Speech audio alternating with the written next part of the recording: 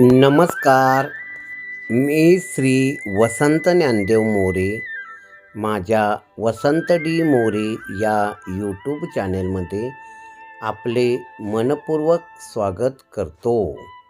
श्री जगद्गुरू संत श्रेष्ठ श्री तुकाराम महाराज यांचे वैकुंठ गमन स्थान.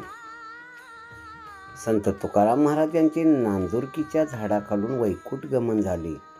ते क्षेत्र श्री क्षेत्र देहू पुणे याविषयी सविस्तरपणे माहिती जाणून घेऊया.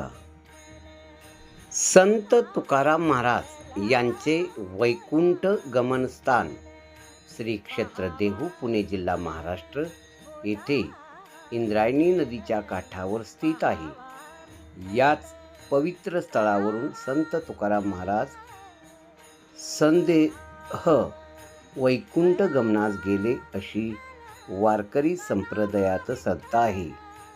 देऊळवाड्याजवळील या वैकुंठ गमनस्थान मंदिरात एक पवित्र नांदुरकीचा वृक्ष आहे. असे मानले जाते की याच वृक्षाखाली संत तुकाराम महाराज भजन करत असताना त्यांना घेण्यासाठी गरुड विमान आले होते आणि ते सदेह वैकुंठाला गेले. या घटनेची आठवण म्हणून दरवर्षी फाल्गुन वद्य द्वितीयेला तुकाराम बीज येथे मोठ्या प्रमाणात उत्सव साजरा केला जातो. हे ठिकाण मुख्य देहू मंदिरापासून अगदी जवळ म्हणजेच सुमारे 500 मीटर अंतरावर आहे. 15 दिवसा माझी साक्षात्कार झाला, विठोबा भेटला निरांकार. भांबगिरी पठारी वस्ती जाण केली, वृत्ती स्थिरावली परब्रह्मी. निर्वाण जाणूनी असून घातले, ध्यान आरंभिले देवाजीचे. सर्प विंचू व्याघ्र अंगासी झोंबले, ओंडू जे लागले सकळीक. दीपकी कर्पूर कैसा तो विंगला, तैसा देह झाला तुका म्हणे. संत तुकाराम महाराज.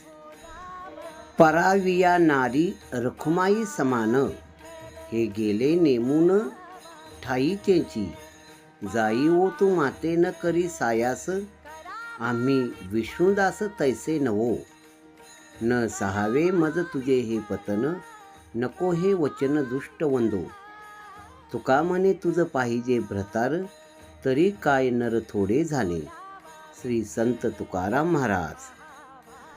आम्ही ते न सुखी, म्हणा विठ्ठल विठ्ठल मुखी. तुमचे एर वित्त धन, ते मज मृतिके समान. कंठी मिरवा तुळशी, व्रत करा एकादशी. म्हणवा हरीचे दास, तुका म्हणे मज हे आस. श्री संत तुकाराम महाराज. आम्ही जातो आपुल्या गावा, आमचा राम राम घ्यावा.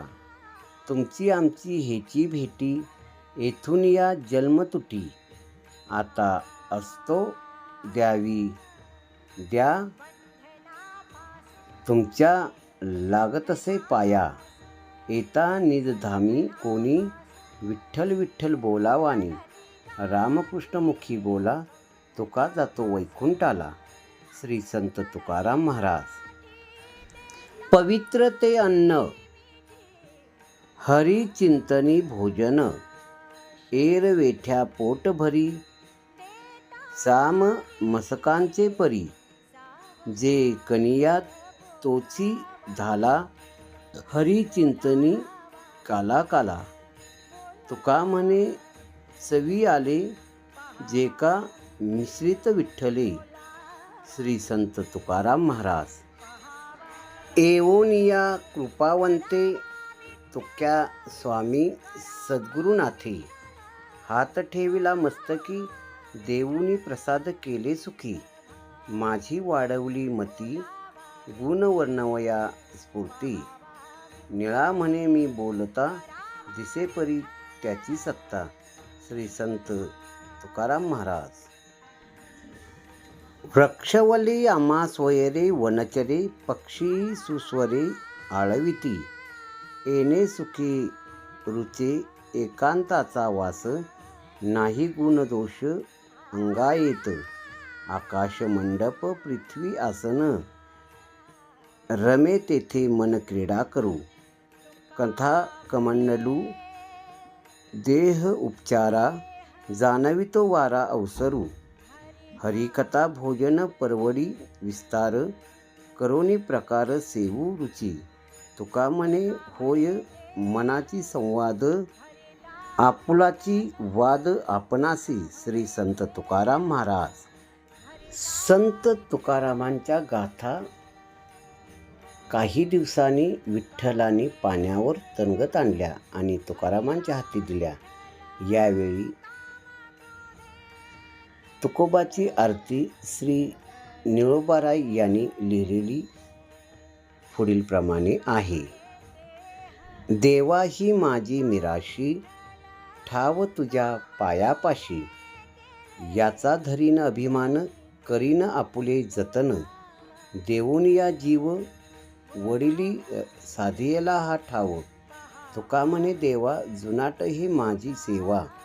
श्री संत तुकाराम महाराज. शेवटी श्री संत तुकाराम महाराज यांना साक्षात पांडुरंगाने दर्शन दिले. हे संत तुकाराम यांचे वैकुंठ गमन झाले त्या ठिकाणचे असणारे तुकाराम महाराज आणि विठ्ठल रुक्माई यांचे मंदिर आहे. त्याच्या बाजूलाच तुकाराम महाराजावर आधारित अशी भिंतीचित्र आहेत. या पहिल्या भिंतीचित्रकामध्ये भामचंद्र डोंगरावरती तुकाराम महाराज यांना झालेला साक्षात्कार आणि त्यांच्या संबंधी तुकाराम महाराजांचा अभंग हे दुसरे चित्र आहे. तुकाराम महाराजांनी स्त्री यांची आणि त्या संदर्भात त्यांनी लिहिलेला हा अभंग. त्यानंतर तुकाराम महाराजांना दिलेले धन शिवाजी महाराजांनी यावेळी त्यांनी लिहिलेला अभंग. यानंतर पुढचे भित्तीचित्र तुकाराम महाराजांचे वैकुंठ गमनासंबंधी आहे. या ठिकाणी तुकाराम महाराजांचा शेवटचा अभंग लिहिलेला आहे. संत निळोबाराय यांनी तुकाराम महाराजांसंबंधी लिहिलेला अभंग या ठिकाणी आहे. पुढील भिंतीचित्र संत तुकाराम महाराजांनी जिजाई हे जेवण करत असतानाचे यावेळी त्यांनी लिहिलेला हा अभंग. संत तुकाराम महाराज यांनी भंडारा डोंगरावरती केलेले अभंग याविषयीचा अभंग. विठ्ठलानी गाथा तुकाराम महाराजांनी दिल्या यासंबंधीचे हे भिंतीचित्र असून त्या संदर्भातला हा निळोबारायांचा आरतीसंग्रह आहे. तुकाराम महाराज आणि वारकरी संप्रदायातील लोक अभंग म्हणताना आणि शेवटी तुकाराम महाराज यांना विठ्ठलाने केलेला साक्षात्कार. याच नांदुरकी वृक्षाच्या खाली संत तुकाराम महाराज हे आपले अभंग म्हणत असत. हा नांदुरकी वृक्षाचा पार हा संगमरवरी काळ्या दगडाने बांधलेला असून या नांदुरकी वृक्षाच्या खालीच संत तुकाराम महाराज यांनी शेवटी अभंग लिहिलेले आहेत. आणि या ठिकाणी तुकाराम महाराजांना घेण्यासाठी विमान आलेले होते. याच गरुड विमानाद्वारे संत तुकाराम महाराज सदेही वैकुंठाला गेले असे भाविकांचे श्रद्धा आहे.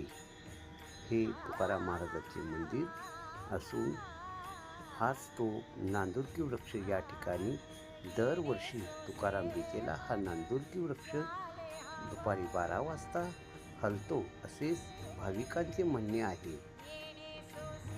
या ठिकाणी तुकाराम महाराजांचा तुकाराम बीज हा दिन साजरा केला जातो.